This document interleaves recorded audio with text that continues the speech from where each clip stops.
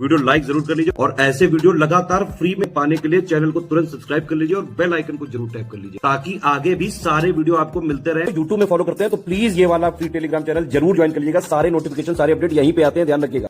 नमस्कार दोस्तों, स्वागत है आप सभी का ऑनलाइन एग्जाम प्रिपरेशन पर which is the part of study for civil services. दोस्तों आज की वीडियो में हम देखने वाले हैं ऋग्वैदिक कालीन शब्दावलियाँ और उनके अर्थ। ऋग्वेद में कई सारे ऐसे शब्द थे जो थोड़े से अलग थे और उन शब्दों का अर्थ आज हम जानने वाले हैं। उनका प्रयोग किया गया है बार बार और ऐसे प्रश्न एग्जाम में पूछे जाते हैं। जैसे आपसे पूछ लेते हैं तक्षा का अर्थ क्या होता है, गोहंता किसको कहा जाता है, गोहंता का अर्थ क्या है, अघन्या का अर्थ क्या है या फिर अघन्या किसको कहते हैं। ऐसे प्रश्न कई बार पूछे गए एग्जाम में, तो आज हम इनको कवर करेंगे। चलिए स्टार्ट करते हैं। UP triple S C PT वालों के लिए मोस्ट इंपॉर्टेंट वीडियो रहेगा क्योंकि पीटी में ऐसे प्रश्न अक्सर पूछे जाते हैं। चलिए स्टार्ट करते हैं। सबसे पहला शब्द यहाँ दिया गया है नीवी। नीवी किसको कहते हैं? नीवी कहा जाता था जो कमर के नीचे पहना जाने वाला वस्त्र होता था, उसको नीवी कहा जाता था। बासस, बासस कहते थे कमर के ऊपर पहने जाने वाले वस्त्र को। अधिवाशम, अधिवाशम किसको कहते थे? ऊपर से धारण किया जाने वाला चादर या फिर ओढ़नी। ठीक है, जो चादर है, ओढ़नी है, स्ट्रॉल जिसको कह देते हैं आजकल, उसको अधिवाशम कहते थे। तक्षा, तक्षा कहते थे बढ़ई को। बढ़ई के लिए तक्षा शब्द का प्रयोग ऋग्वेद में किया गया है। कर्मा शब्द धातु कर्म करने वाले को कर्मा कहा जाता था। जो धातु कर्म करता था, धातु की चीज़ें बनाने वाला, तो उसको कर्मा कहते थे। अरित्र, अरित्र किसको कहते थे? नाविक को कहा जाता था जो नाव चलाने वाला होता था। राजा के लिए ऋग्वैदिक काल में गोप्ता शब्द का प्रयोग किया गया है। जो राजा है, जो किंग होता था, उसको गोप्ता कहा जाता था। गोहंता किसको कहते थे? अतिथि के लिए जो गेस्ट होते थे उनको गोहंता या फिर गोहन कहा जाता था। तो देखिए कितनी बढ़िया शब्दावली उस समय की है, इंटरेस्टिंग भी है पढ़ने में और थोड़ा सा लगेगा भी आपको कि ऐसे शब्दों का प्रयोग हुआ है। इसके बाद है युद्ध। युद्ध किसके लिए? गविष्ट या फिर गेसु या फिर गम्य। गविष्ट, गेसु या फिर गम्य, ये जो शब्द हैं इनके लिए युद्ध शब्द का प्रयोग करते थे। अघन्या, अघन्या प्रश्न कई बार एग्जाम में पूछा गया है, एसएससी में भी पूछ चुके हैं, पीसीएस में भी पूछ चुके हैं। गाय के लिए प्रयोग किया गया है ऋग्वैदिक काल में। अघन्या यानी कि ना मारे जाने योग्य जो प्राणी है, जो जानवर है, उसको अघन्या कहा जाता था। जिसका वध ना किया जाए, जिसको ना मारा जाए। तो गाय की पूजा की जाती थी, गाय को देवी माना जाता था, तो गाय की हम पूजा करते थे, इसलिए ना मारे जाने योग्य प्राणी इसको कहा गया अघन्या। लांगल, लांगल किसको कहते थे? हल को कहते थे। सीता, सीता किसको कहते थे? खेत में हल चलाने के बाद जो नालियाँ बनती थी उनको सीता कहा जाता था। तक्षण, तक्षण किसको? तक्षण शब्द बढ़ई के लिए प्रयोग करते थे। यहीं पर हमने तक्षा देखा था, तक्षा या फिर तक्षण दोनों एक ही शब्द है, लगभग बढ़ई के लिए प्रयोग किए हैं। अगला शब्द है बैकनाट। बैकनाट सूदखोर को कहा जाता था जो सूद लेने के बाद ना दे, सूदखोर जो है उसे बैकनाट कह देते थे। ब्राजपति किसको कहते थे? चारागाह का जो प्रमुख होता था उसको ब्राजपति कहा जाता था।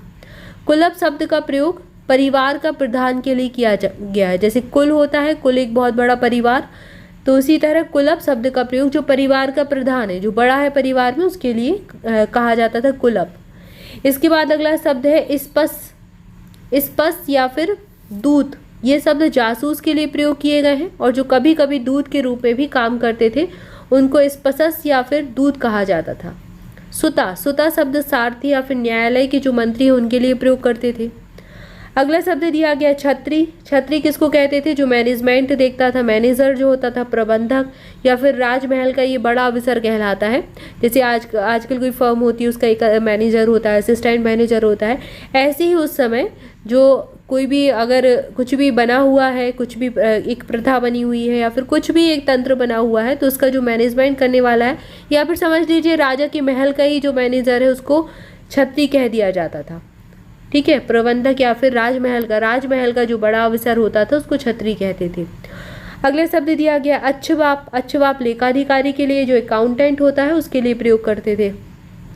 धन्व शब्द जो है ये मरुस्थल के लिए प्रयोग करते थे। जैसे कि मरुस्थल की जो भूमि है, राजस्थान साइड का जो इलाका है, उसको धन्व कहा जाता था।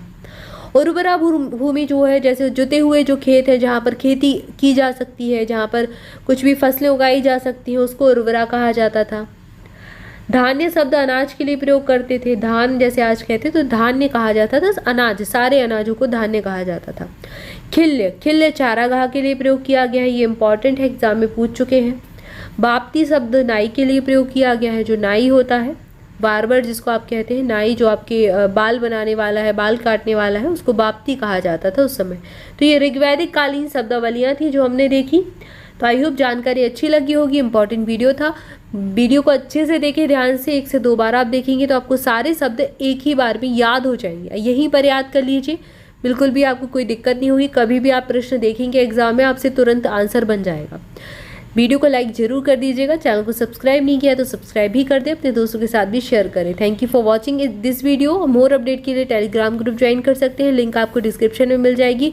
ऑनलाइन एग्जाम प्रिपरेशन के नाम से है। इसके अलावा स्टडी फॉर सिविल सर्विसेज के फ्री प्रैक्टिस क्विज स्टार्ट हो चुके हैं एग्जाम UP PET के लिए। तो आप SCS क्विज के नाम से चैनल है, उसको ज्वाइन कर सकते हैं।